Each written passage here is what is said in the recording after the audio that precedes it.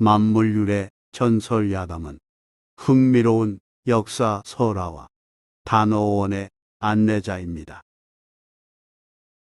전설야담, 불행의 씨앗이 된 거짓 맹세, 말이 씨가 되다, 관용어 어원. 권력욕이 남달리 강한 이방원은 1398년 8월 26일 반란을 일으켜 왕세자 이방석과 정도전을 숙종했습니다. 태조는 신덕 왕후를 무척 사랑했는데 그 소생인 방석은 방원의 칼에 죽임을 당했습니다. 애지중지하던 방석이 살려달라고 애원하다 죽었다는 말을 들은 이성계는 낙담하여 둘째 아들 방과에게 왕위를 물려주고 함흥의 옛집으로 들어가 지냈습니다. 이성계가 함흥에 머물자 그곳에서 안변부사 조사이가 접근했습니다. 신덕왕후 친척인 조사이는 왕세자 방석의 원수를 갚겠다는 말로 이방원에 대한 분노와 상심으로 가득 찬 이성계의 마음을 움직였습니다. 군사는 충분히 준비됐고 민심도 전하를 따르고 있습니다. 망설이던 이성계는 1402년 조사이의 뜻대로 군사를 일으키는 일에 동의했습니다. 그 무렵 조선 3대 왕이 된 태종은 이성계가 오래도록 돌아오지 않자 회유하기 위해 여러 차례 사신을 보냈습니다. 그래도 아무 소용없어 애를 태웠는데 이때 태조와 절친한 사이인 성성린이 자진해서 그 임무를 맡았습니다.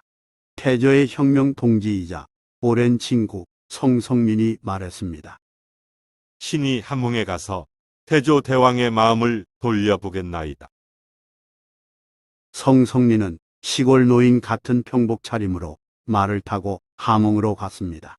그는 함흥에 도착하자 말에서 내려 함흥 별궁에서 보이는 곳에 자리 잡은 뒤 불을 피워 연기를 내면서 동정을 살폈습니다. 얼마 후 태조가 보낸 심부름꾼이 다가와서 대감께서 어쩐 일로 이곳까지 왔느냐고 조심스럽게 물었습니다. 성성린은 태연하게 말했습니다. 볼 일이 있어 여기까지 왔다가 날이 저물기에 쉬어갈까 하는 중이라네.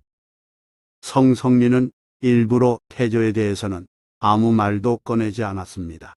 심부름꾼은 그 말을 그대로 태조에게 전했습니다.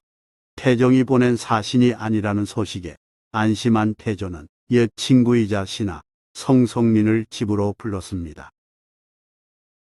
그간 어찌 지내셨습니까? 서로 인사를 나눈 뒤 이런저런 얘기를 나누었습니다. 한참 동안 대화하면서 계속 기회를 보던 성성린은 지나가는 말처럼 슬쩍 말을 꺼냈습니다. 이러니저러니 해도 부자 싸이만큼 친밀한 관계가 어디 있겠습니까? 그 순간 태조는 성성린의 속셈을 알아채고 불쾌한 표정으로 말했습니다. 이제 보니 너도 너의 임금이 보내서 내 마음을 돌리려고 찾아온 것이군. 그러면서 태조는 의심하는 눈초리로 성성린을 노려보며 일어서서 칼을 꺼내 들었습니다. 당황한 성성린은 자기 마음이 간파당한 사실을 감추려고 다음과 같이 둘러댔습니다. 만약 제가 임금의 명을 받고 여기에 왔다면 저의 자손이 눈이 멀어 장님이 될 것입니다. 성성린이 이처럼 거짓 맹세로 강하게 부인하자 태조는 상대 태도를 보고 의심을 풀었습니다. 그렇게까지 말하니 그런 것은 아니겠군.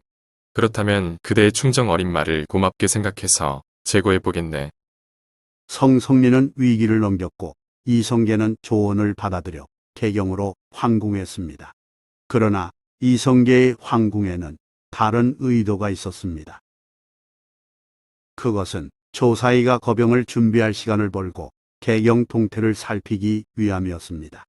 그러하기에 이성계는 잠시 머물다 이내 함흥으로 돌아갔습니다. 그리고 1402년 11월에 조사이가 반란을 일으켰습니다. 반란군은 태상왕 이성계를 나타낸 깃발을 내걸고 위세를 과시했습니다. 위축된 광군이 패배하자 이방원이 친히 군사를 이끌고 전장으로 향했습니다. 군사력은 광군이 우위인지라 결국 반란은 진압됐고 조사이와 그의 아들은 잡혀 죽었습니다. 반란군 주둔지 평양에서 아들 이방원의 처분을 기다리는 신세가 된 이성계는 정신적 스승인 무학대사의 설득을 받은 뒤 환궁에 봉의했습니다.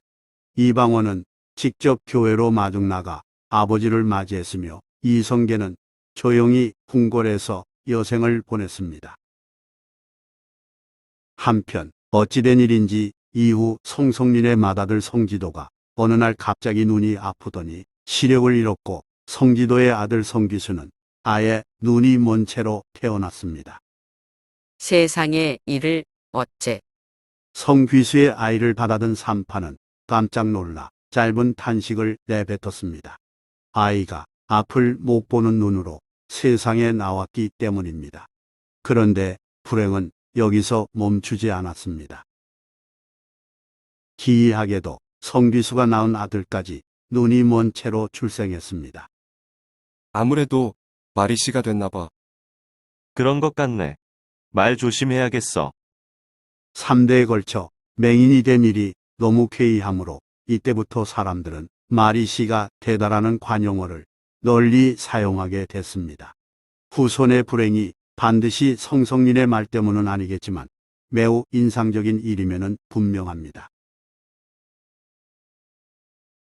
오늘날 마리 씨가 되다라는 속담은 일반적으로 늘 말하던 일이 현실로 나타날 수 있으니 불길한 말을 함부로 하지 말라고 경고할 때 사용합니다.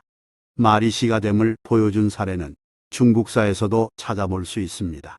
전국시대 진나라 무왕은 평소에 다음과 같은 말을 자주 했습니다. 내가 낙양을 한 번만 볼 수 있다면 그때 죽어도 한이 없겠다. 진 해문왕의 왕자인 그는 기원전 311년 해문왕이 세상을 떠나자 2대 왕으로 즉위했습니다.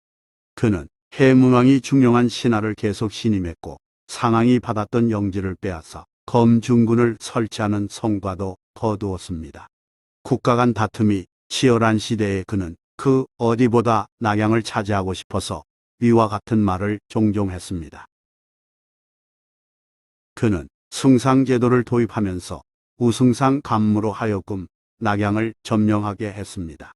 드디어 낙양이 진나라 수중에 떨어지자 무왕은 즉시 그리로 들어가서 정복의 쾌감을 한껏 누렸습니다. 그는 주나라 왕실의 상징인 무거운 솥을 바라보며 장사 맹렬에게 들어보라고 시켰습니다. 맹렬은 온 힘을 다해 솥을 살짝 들어 올렸습니다.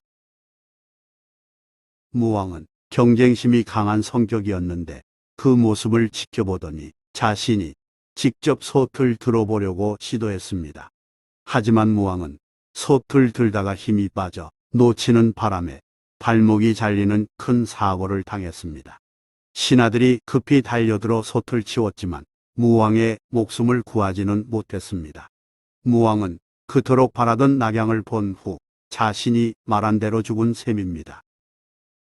좋아요 및 구독은 만물유래 전설야담 영상 제작에 큰 힘이 됩니다.